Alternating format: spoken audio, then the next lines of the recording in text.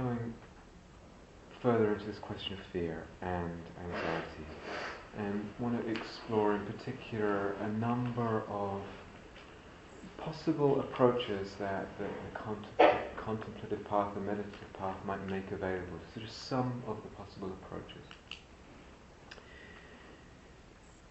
One thing is quite interesting. We experience fear and we actually suffer in relationship to fear. But oftentimes, because fear is unpleasant, we withdraw from it, and we're not always that clear exactly what it is we're withdrawing from, exactly what is fear.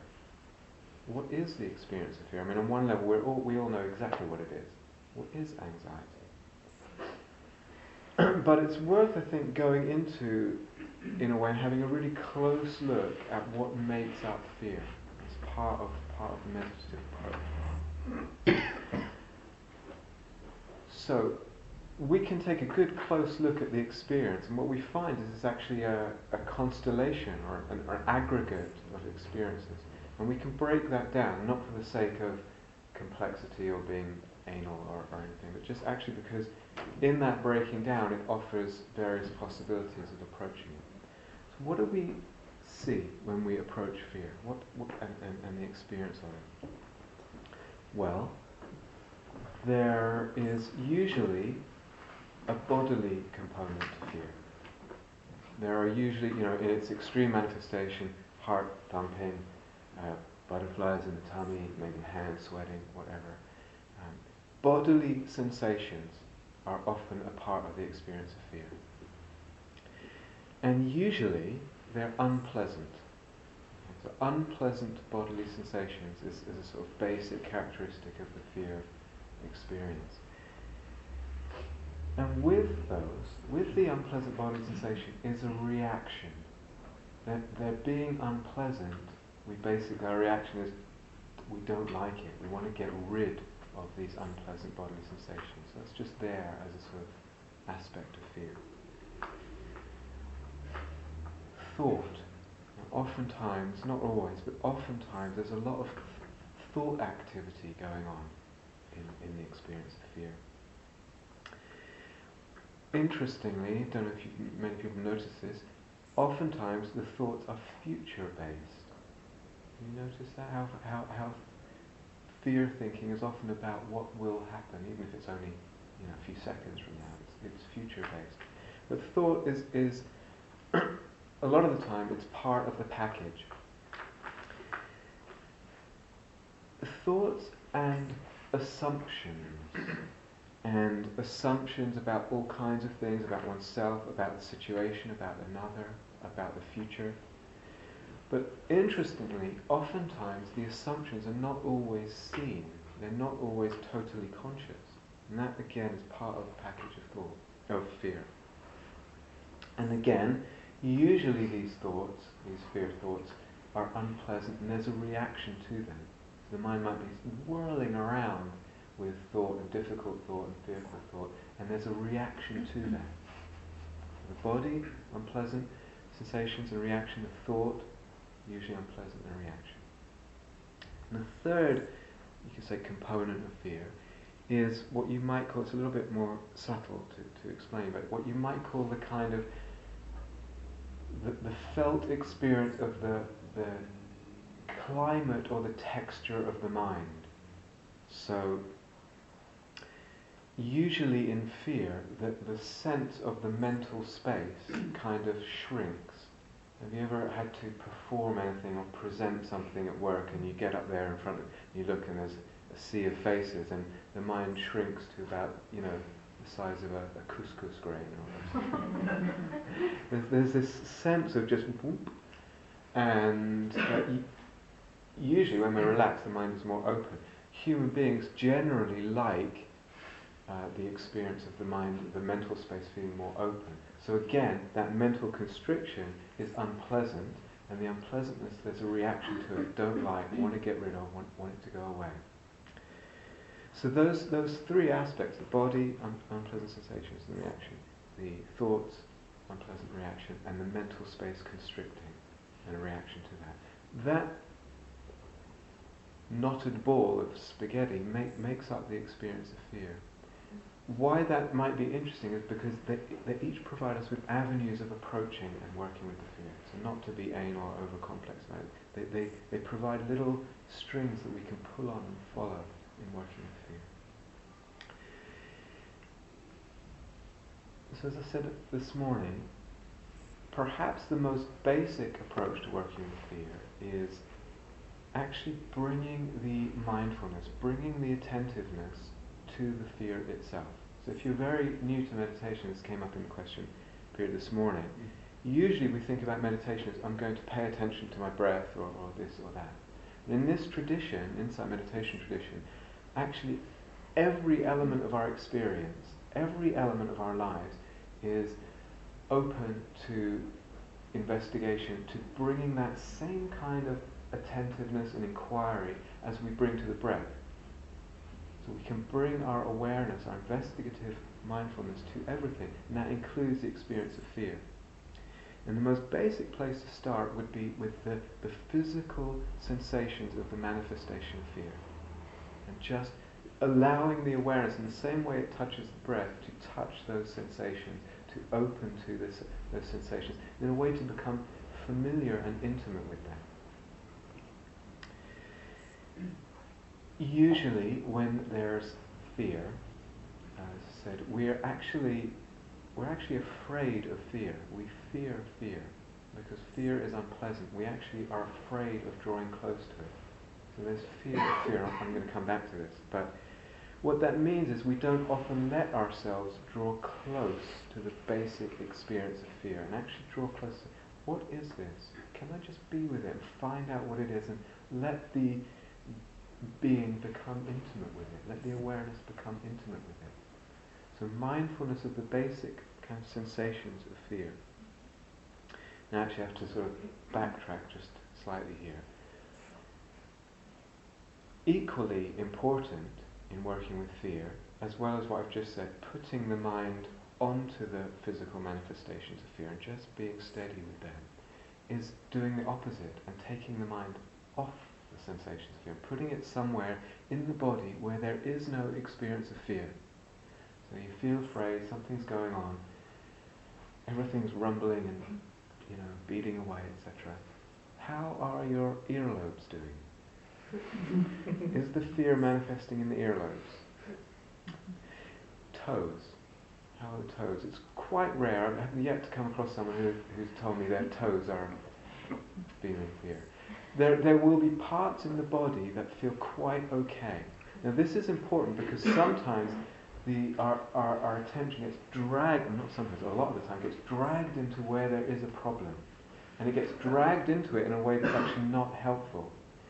And in a way that makes the problem area, the fear, feel huge and all-encompassing. One of the characteristics of fear is that it can begin to take up everything, take up all the space in consciousness. So really worth just taking a step back, finding a couple of areas in the body that just feel okay, and putting the attention there just for a few moments, maybe longer.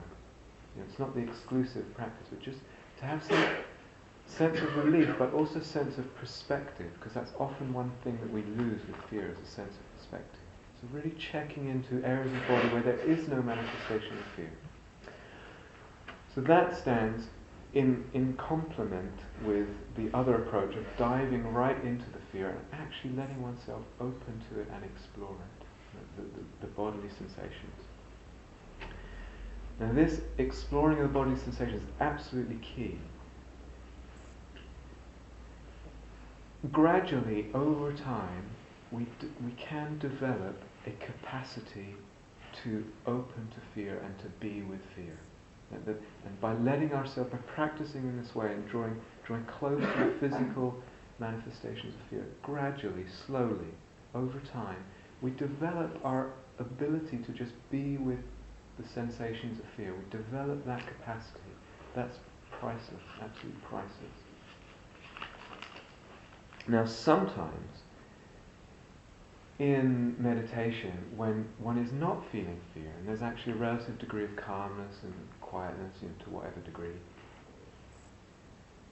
if that ever happens, when that's there, actually no fear is around, you can, if you want, decide to explore and actually sacrifice some of that calmness and just bring to mind what it is that brings fear up for you, brings up anxiety, and deliberately, in the stillness of the meditation posture, in that period of meditation, you just drop in a few thoughts of whatever produces fear for you usually.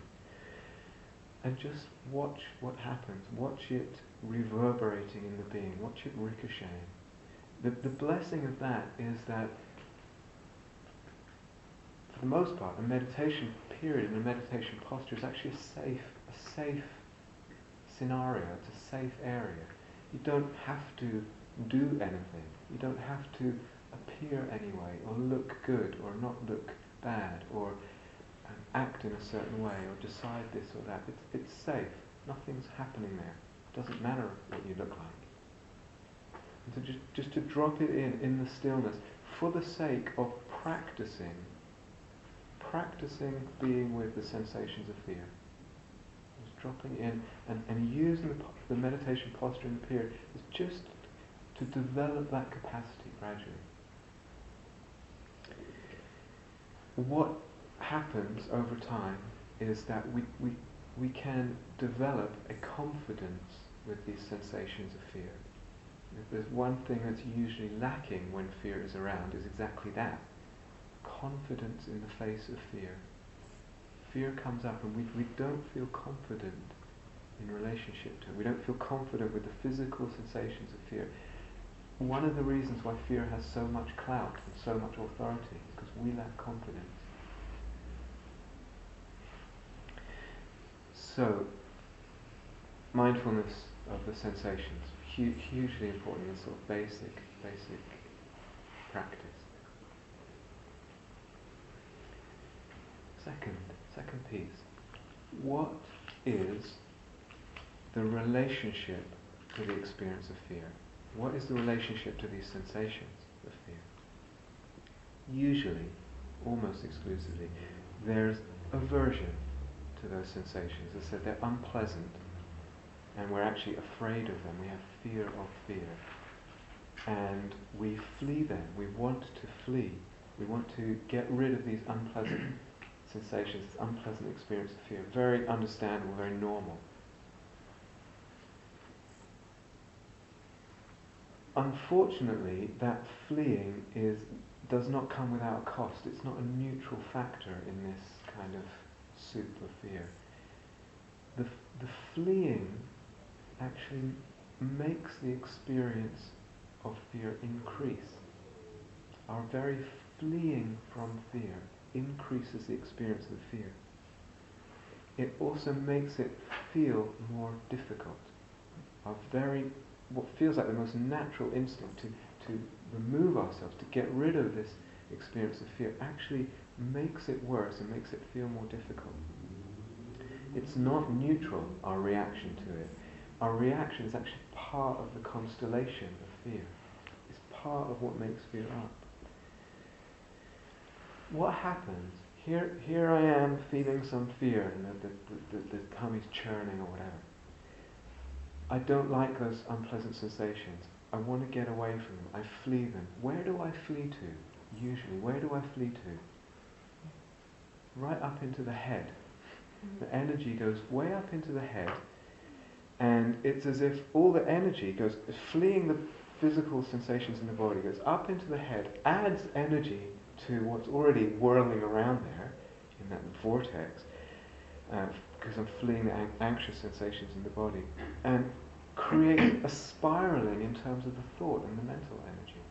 Now usually the kind of thinking that's already present in fear is not very helpful. It's not kind of lucid and helpful.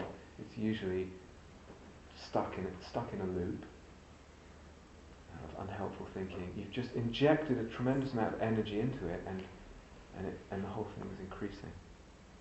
So there's an increase in the fear. So the reaction that we have, this actually applies to everything, but especially with fear, the reaction that we have is actually part of the anxiety. It's not separate. So we can tend to think there's the fear, and then, okay, I have a reaction to the fear, or a response to the fear, or a relationship with it, but they're not two separate things. They're not two separate things.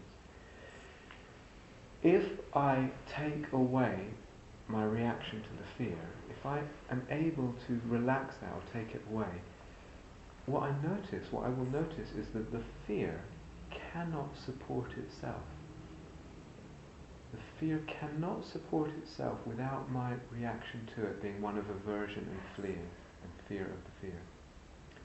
So please not to just take it for granted just because I'm saying it or someone else says it or whatever, but this is something we can actually experiment with. We can play with this in our practice. What we realize is that the more we can relax that reaction to the fear and take it away, so to speak, the more the fear cannot stand, cannot support itself. The reaction is part of it. So this is really important, just generally speaking, what is my reaction-response relationship to the experience of fear in the moment? Am I putting a pressure on it to be different, a pressure on myself for it to be different? Because that kind of pressure basically acts as a kind of pressure cooker. We put pressure on the situation, it agitates the whole situation, the whole experience of fear. Am I judging myself because there's fear there? Do I assume fear shouldn't be here and that the presence of fear right now means that I'm weak or unspiritual or stupid or whatever it is? That judging oneself is also a pressure. It's also a pressure that we add, and it's not neutral. It actually increases the fear. What am I assuming the presence of fear means about myself or about my practice? What am I assuming? Because I've been meditating for X years and here I am feeling fear again. What am I assuming? Remembering that incredibly unremarkable story that I started with from the Buddha. Well, that story doesn't say exactly when, but it was sometime after leaving the palace, and many of you know the story with the prince, he left the palace and went to practice. Sometime after leaving the palace and before complete unexcelled liberation, total awakening. It was a period of 6 years. So somewhere in that 6-year period, he was quaking as the wind blew through the trees because he thought it was ghosts or something. And only a short period of time before complete unexcelled liberation, this guy is supposed to be. So not to judge what it necessarily means just because we have fear about ourselves, about our practice. Is it possible that kindness can come in? Is it possible that kindness can embrace our experience of fear? This is so key. Actually, that in the question and answer period before came up this practice of loving kindness. The Buddha actually introduced it excuse me, as an antidote to fear. It's really, really crucial. So to acknowledge how human it is to have fear, to have anxiety, can we, in a way, see our own humanity and meet that with kindness? Sometimes, actually talking about that loving kindness practice that we were mentioning in the question and answer period, one wishes oneself well. May I be well, may I be at peace, may I be happy, etc., may I be at ease. And sometimes we have fear, and it's almost as if may I be well means may I be well when this fear is gone. We exclude the fear. In that moment, you could say, who am I? Who is the self? In that moment, it's me with fear. That's who I am, not someone else. And to very much include that in the sense of ourselves and our humanity and what the kindness actually means.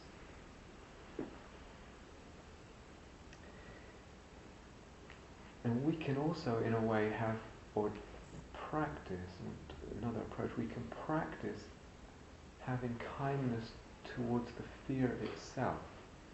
And what I mean by that is, as I said, usually when there's fear, we're afraid of it.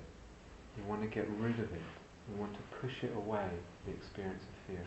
What if, instead of focusing so much on the awareness of the fear that I was talking about before, and what does it exactly feel like, and what's the experience, and getting very intimate with the sensations, and how does it feel? Instead of the emphasis on that, sometimes, what would it be to have the emphasis as much as possible on welcoming, totally welcoming the physical experience of fear? Now, that might sound bonkers, I don't know. What would it be? Usually we're pushing it away. What if we just open the awareness and welcome these difficult sensations? Emphasizing that welcoming, emphasizing that acceptance. That's actually extremely powerful way of working with fear. Extremely powerful. What's happening then is one is undermining this fear of fear. Like, do you see? Does this make sense? Yeah? The one's doing the opposite thing of the tendency to get rid of the fear. You're saying, welcome, accept, open. Not worrying so much about the clarity of the mindfulness, etc., and the intimacy. Just welcoming. And one's taking away that fear of the fear. It's very powerful. So all this, I'm really wanting to just offer things to experiment with, to play with. I remember, I can't remember exactly when it was, some years ago, 5 years ago.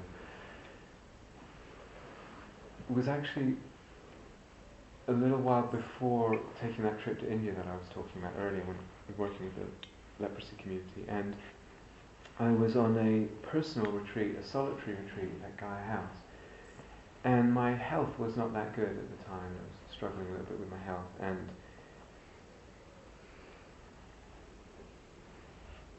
I had this trip to India coming up, and noticed very, very quietly in the sort of background of the awareness this anxiety, just a subtle kind of nagging anxiety about the health and how it would be in India. And I had been to India 20 years before that, and actually got quite ill there, and not really been the same health-wise since then. And just practicing with this and noticing this very, very subtle sort of gnawing anxiety in the background. And being an experienced meditator was sort of trying all kinds of meditative kung fu to basically to get rid of it in subtle and not so subtle ways. And at some point it finally just hit me. I'm basically trying to get rid of this. I'm trying to push it away, and I'm not embracing it. And so it was very clear, and then I just shifted to really welcoming and really embracing it. And all the thoughts, I'll get ill again, it's going to take ages to get better, etc., etc. And just embracing all that, embracing it. And quite soon afterwards there was a shift. Just as soon as I did that, it began to soften it, and there was a shift. This turning towards opening and embracing. And what happened was the whole experience began to soften, and then it sort of felt like the fear was still there, but somehow myself and the fear, which felt like a very young fear, like a sort of little boy or something, myself and this fear were going to go to India together and kind of check out India, a sense of, going together. And then all the kind of excitement and the sort of openness and eagerness was actually able to come back into the experience. And actually then after that the fear itself just dissolved. But it was all in just shifting that movement and opening to allow, to embrace, to welcome.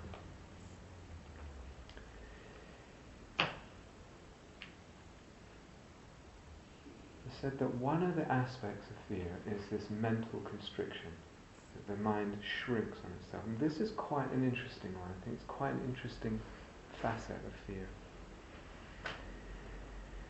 I've noticed for myself in the past, and meeting many people and working with many people in their practice,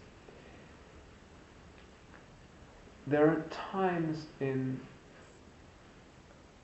someone's life, for some people this is relevant, sometimes where anxiety can actually become a habit, that the mind kind of just keeps gravitating towards anxiety, towards a state or a sense of anxiety.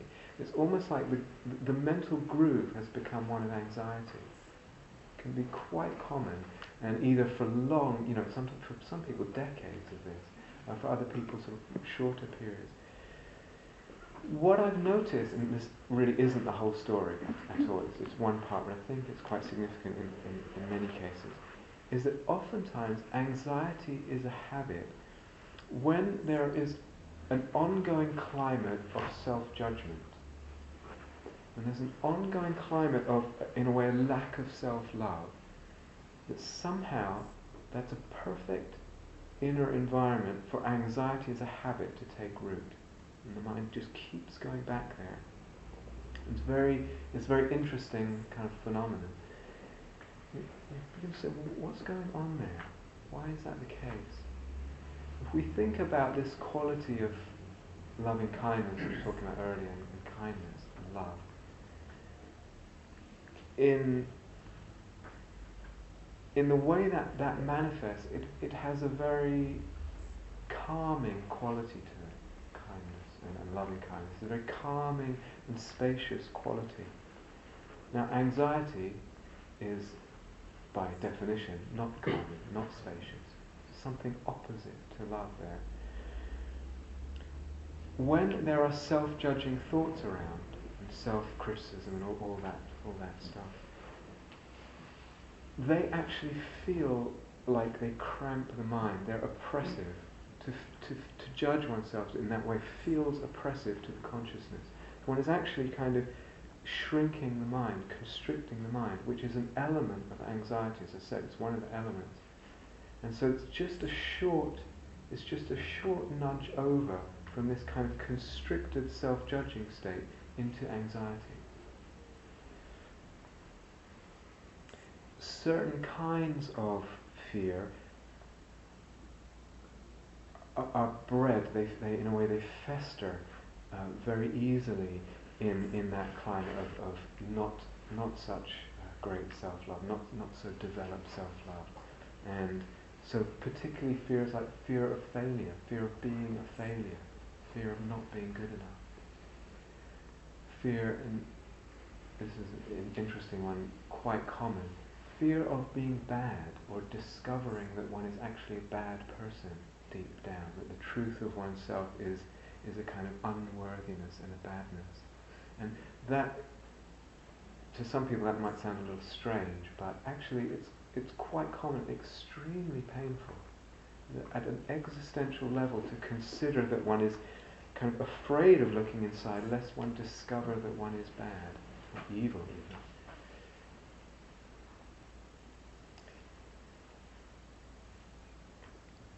So kindness and love, really, really necessary, really indispensable in working with fear, especially when fear has become, or feels like it's become kind of more of a long-term habit pattern of consciousness. Really, really important, that aspect of kindness.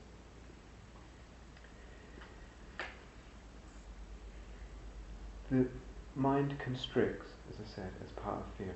So partly what can be really helpful is actually doing the opposite thing, opening the mind up. So sometimes when there's fear about something, the mind constricts around something. What if we just went and did something else? Go play, badminton. That's quite a craze now. A guy has, not as part of the retreats, but for the managers and things. Just do something that has nothing to do with what the mind is obsessing about. It's actually quite skillful. Play badminton with someone who's much better than you, and they've got you running all over the court. And It's actually quite skillful. Just take the mind off that thing. The mind constricts, still on this constriction of the mind constricts, can be very skillful, meditatively speaking, to pay attention to physical space. It's quite an interesting one. So this room, for instance, it's not a small room, it's got some space to it. You can actually open up the awareness, open the eyes and take in the space of the room. Again, when there's fear, consciousness shrinks. Start paying attention to space, or looking, sky gazing, looking at the sky, taking in a lot of space, and the consciousness in a way follows the vision and gets broader, more spacious, moving away from that constriction of anxiety. So very, very skillful to pay attention to physical space. Skillful in a lot of ways, but particularly around fear.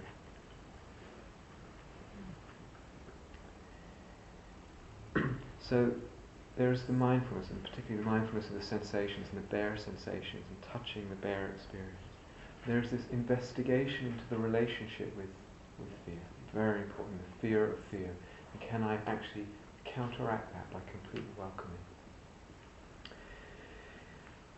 Sometimes, often, we need to undermine the authority of fear by actually deliberately challenging it. Okay? Now, oftentimes, through our lives, we have unfortunately developed a habit of being dictated to by fear. It's fear and anxiety in our minds that have the power and have the authority. And they say, fear says do this and we do that. Fear says don't do that and we don't do that. It has too much authority in a way. And so part of the path with fear, it's not just about meditation, sitting on the cushion, sitting quietly, etc. It actually involves working in the life and challenging it by doing. Because usually, as I said, when fear's around, we do what it says and we don't do what it says not to do, or we flee the whole experience. So can we find ways to begin challenging fear in our lives by actually doing the opposite of what it says? Now this is so interesting, because as I said at the beginning, some fear in our life is not that tangible, it's not that, we're not that sensible of it, we don't recognize it. But if you think about such basic things in our life as food and sleep, and how much fear there can be around them. What if I don't get enough sleep? It can be. It's not something the heart's going to be thumping over usually, but it's actually as a sort of quiet, subtle fear that runs through the life. It's an example of something that can have a lot of power. Now, our lives, I think, are actually full of this kind of thing. Relationship to food, to what people think, to sleep, and all kinds of things. And part of the sort of call of practice is to begin uncovering them and begin to be willing to practice with them. So what would it be? I'm just going to take 2 hours less sleep one night. Just to hell with it. To hell with the power that fear has. The unquestioned authority that it has. Or food. I'm just going to fast one day. Not diet, but fast. Or miss a meal or whatever. Oftentimes in our lives we're not actually aware of this stuff, and it's interesting being at a retreat centre so much of the time, working in that environment, because there people are kind of right face to face with a lot of this kind of level of fear that one doesn't actually meet, because one has so much control in one's everyday life. One doesn't realise that a lot of that control is actually just keeping fear at bay. It's just keeping fear at bay. And in a way, what the Buddha Dharma is saying is, shake it up, shake it up, shake it up. And, just no big shoulds here, just for the sake of exploration, for the willingness of to explore and to see what is my life, what has my life become, what can it be?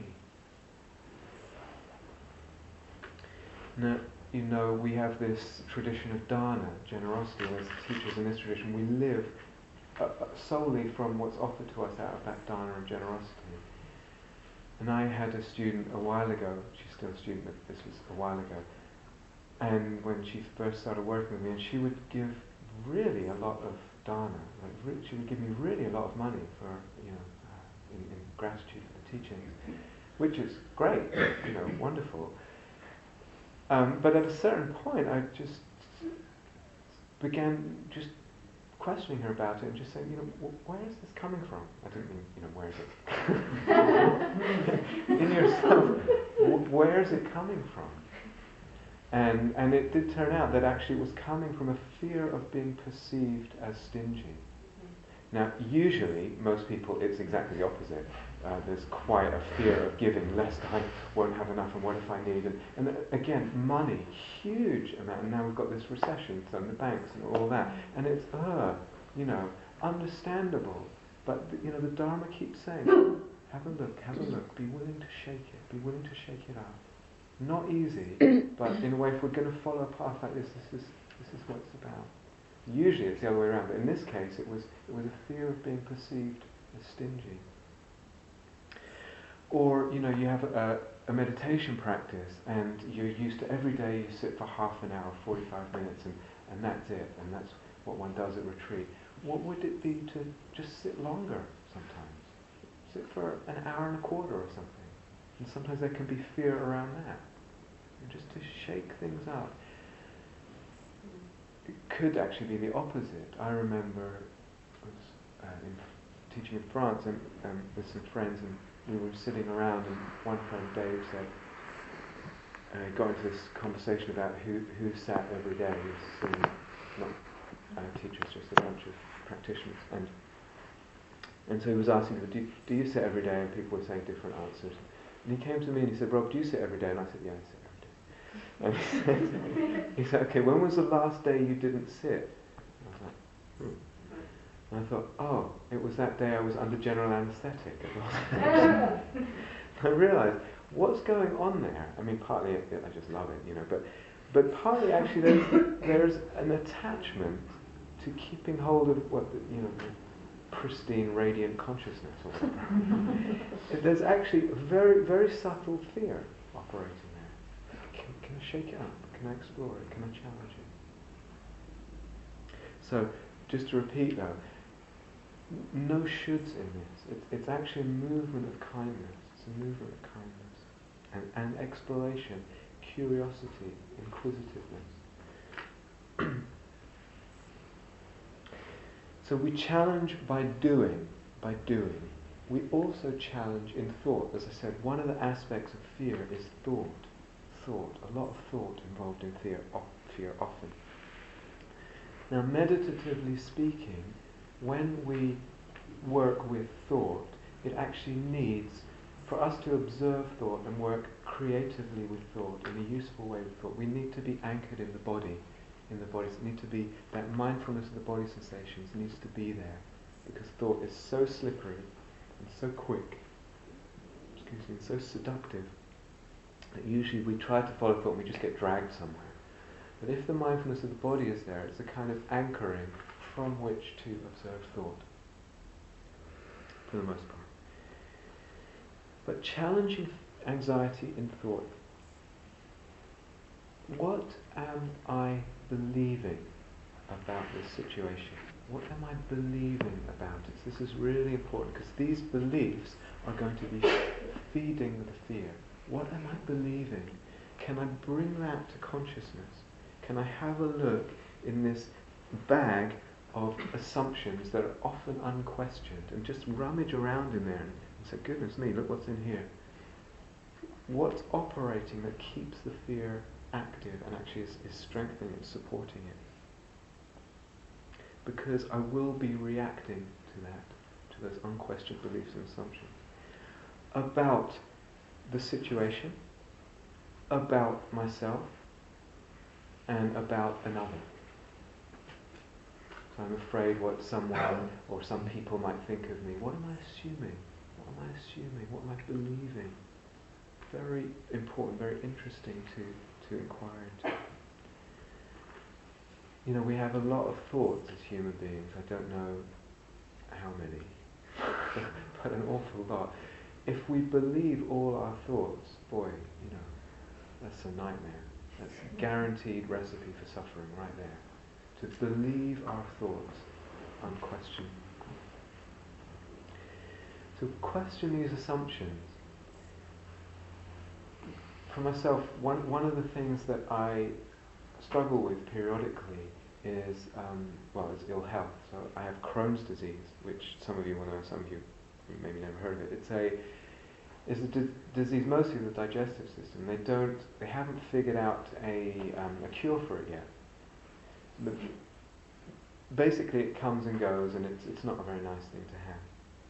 And so there are these periods when I'm really fine, and other periods when I'm ill. And also periods when one's fine and feels oneself on the edge of getting ill. Kind of, think, am I going to get ill now or what?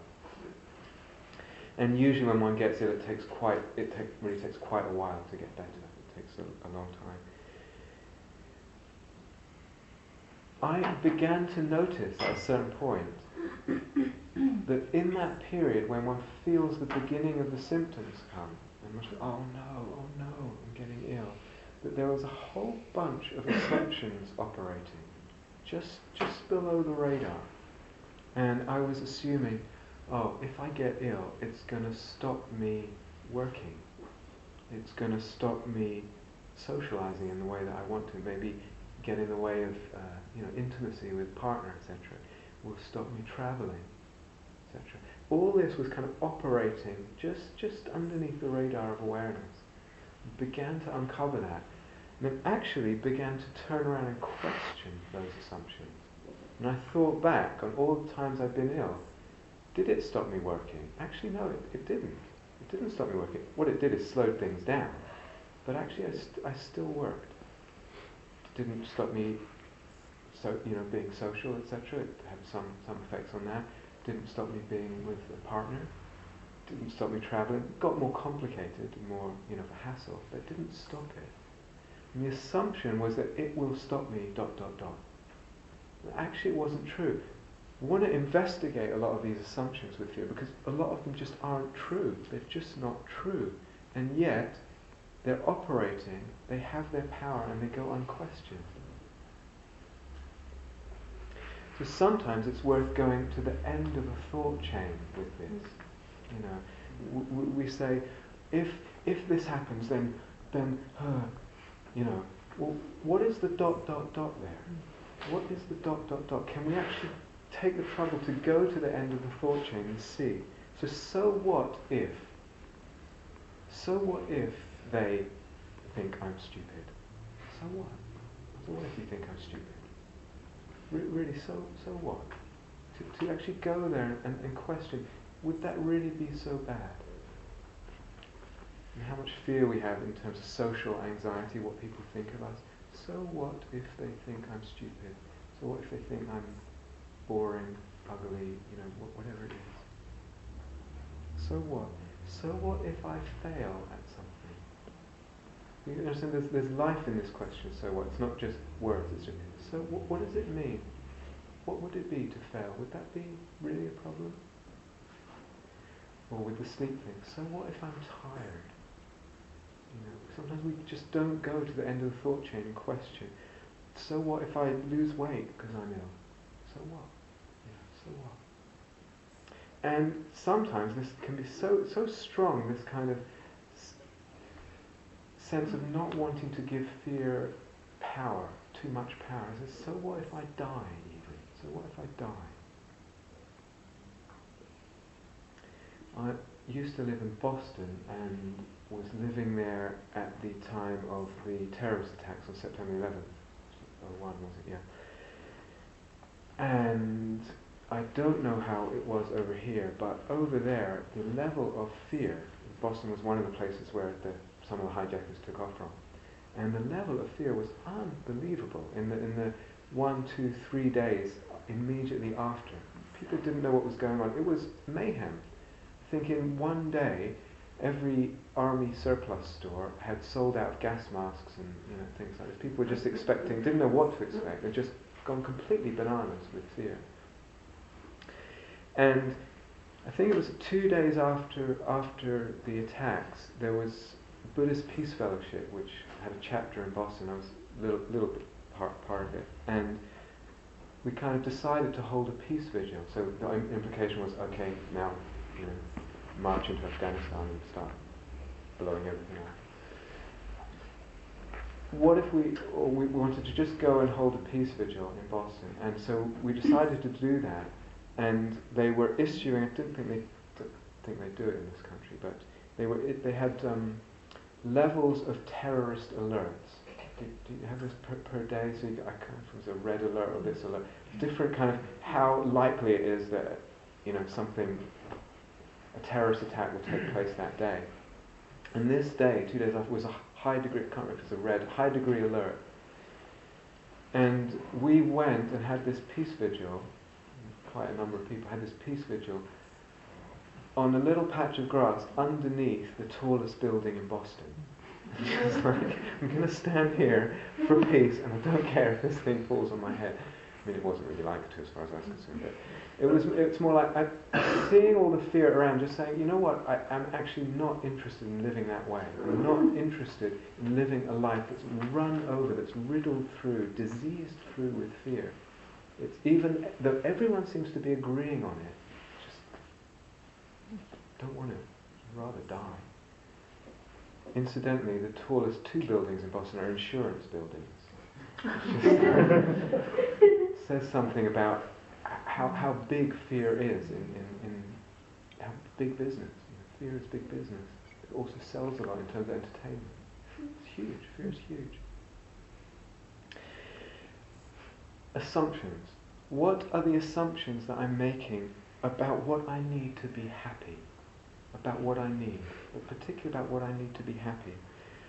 I remember I was reading the New York Times a while ago, and there was an article about this high school, a very academic high school, where kids would get sent and really kind of churn through this academic system to try and, get better grades and get on in life. And at about age 12 or 13, it was a boys' school, and they had special exams where they were going to be divided up into streams, A stream, B stream, etc. The bright ones and less bright. And they were interviewing some of the boys, and one of them, they were all expressing a high degree of stress and anxiety. It was quite amazing. One of them said, if I don't do well in these exams, I won't get into the A stream. If I don't get into the A stream, I won't get into Harvard, I think it was.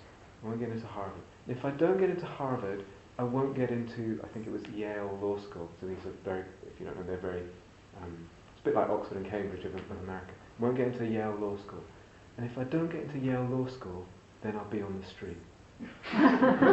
And we laughed. What was amazing was, for him it was a totally clear, this joins with this, joins with this, joins with this, joins with this. Now we laugh at that. Actually, I was also sent through that kind of system, but and I know the stress of that. But the thing is that we also have our own join the dots, where we don't question the movement from this dot to this dot, and we really, really, really need to do that.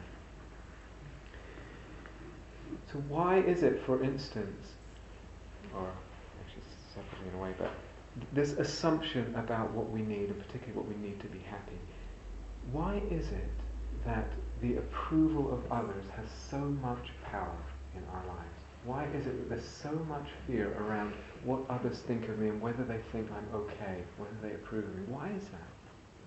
Why does that have so much clout? It's an interesting one, but partly it's because we don't have the inner resources yet. Our inner reservoir of happiness is not built up enough. In a way then we're almost like beggars to other people. Tell me I'm okay. It's not quite so blatant, but in a way that's what's going on. Partly because we don't have that inner reservoir of happiness, and so we don't feel confidence. So, and this is really, really significant in the teachings. What's going to give us that confidence? What's going to give us that confidence so that we actually feel like we have enough and we're less dependent on what others think of us or what we think others may think of us? Because oftentimes it's actually just about that. So I mentioned earlier, oftentimes with fear, it's future-based, there's future thinking. here's a question. Do we really, really, really, really, really know how to take care of the future? Really? Do we really know how to take care of the future in a very kind of fundamental way in our lives? Partly, Dharma teachers say, what that involves is learning what it is that leads to happiness, in terms of what qualities of mind and heart one can cultivate that bring a sense of well-being, bring a sense of happiness, because that is your best possible investment portfolio. You know those words from financial, whatever it is, institutions. Probably to a lot of people that sounds stupid, it sounds flimsy, it sounds, naive. Actually, to a person of practice, it takes a lot of maturity of practice to actually realize where the naivety lives, where the naivety lies. That really, really deep and mature practitioner realizes where the best investment is, and that's where they put their energy. And of course, in our life, there's a place for bank accounts and investments and all that. I'm not putting that aside. But really, what's the really crucial investment? It takes actually quite rare for someone to have that maturity of practice where they know that and they're living that out. So how do we take care of the future? One is by cultivating the beautiful qualities of mind and heart over time that lead to happiness, that lead to well-being, that lead to a sense of peace and of inner abundance. Massive, massive proportion of what the Dharma is. So cultivation is taking care of the future. We cultivate, we invest in what needs investing in. And we also take care of our relationship to the present moment. When the relationship to the present moment is one of interest, awareness, openness, kindness, connection, then the present unfolds in a way that the future takes care of itself, because we're taking care of the relationship to the present. And those two things together take care of the future. And really, in a very genuine way, we can move towards much less worry in our lives about the future and how it will be for me in the future. Will I be okay? Will there be enough? Will there be enough money? Will I be secure? Where I'm living and this and that. Will I be alone? Will I meet someone? Will I not meet someone? Will they leave me? What happens if they die? All this very understandable, normal human fears. But we can actually move towards it in a very genuine way, actually just being quite free in relationship to that level of worry.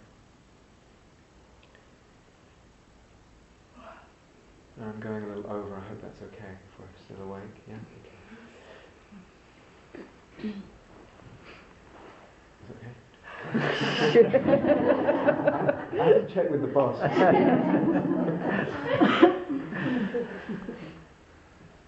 You could say something very fundamental about fear.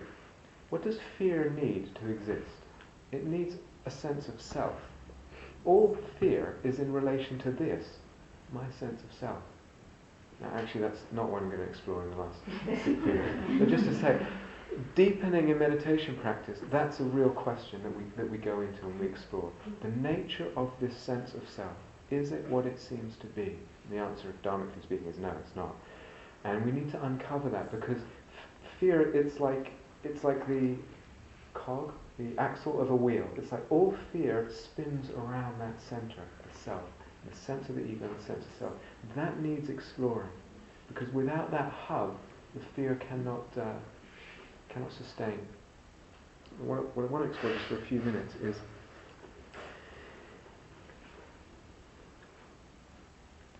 typically we have a situation or a thing or an event, and we have a response of fear to it in relationship to it.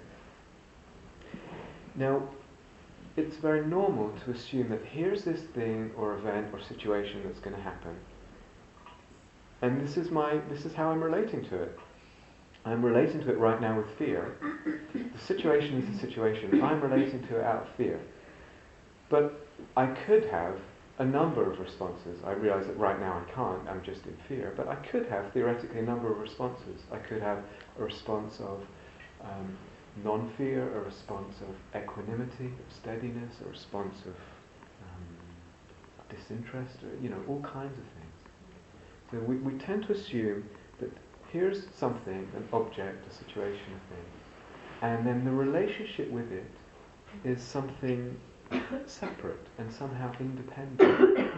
So the situation remains what the situation is, and I can have all kinds of different relationships to it, fear or equanimity or love or whatever it is, greed, whatever.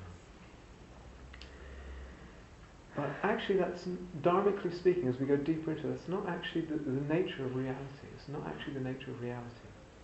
So you can see this. It's not that an object or a thing or a situation and a relationship with it are independent. It's not that.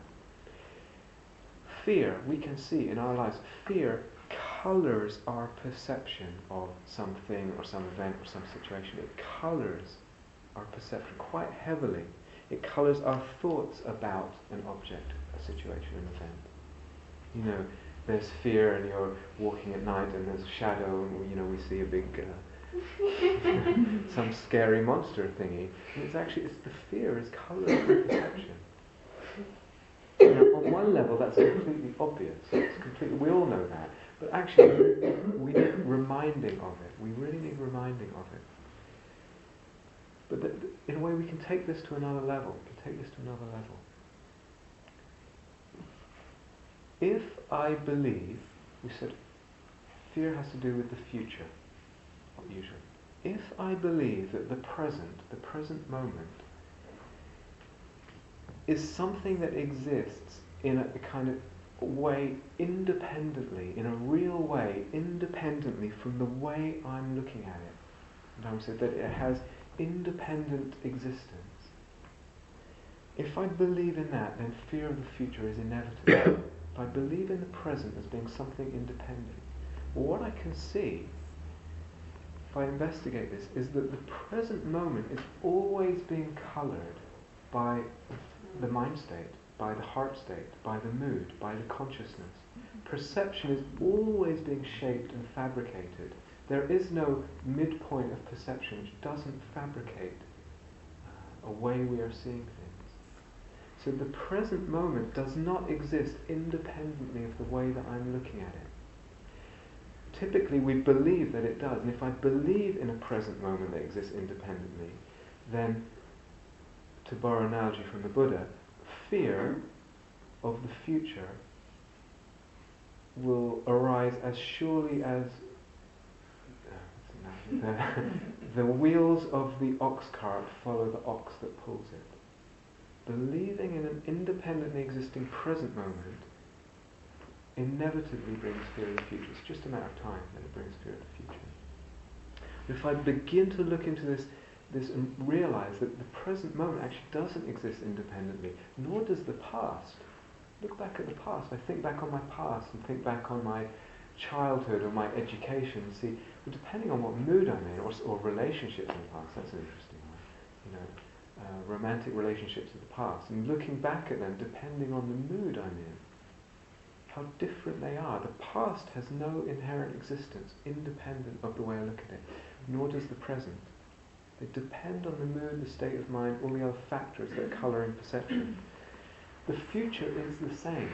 The future is only going to become the present and going to become the past. It's on its way. It's the same thing.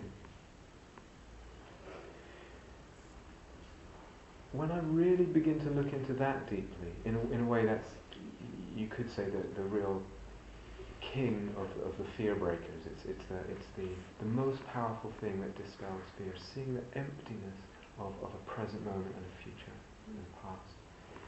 And when one begins looking in this way, it's almost like the underpinnings of fear begin to crumble. You can't really believe in fear and what it says so strongly anymore.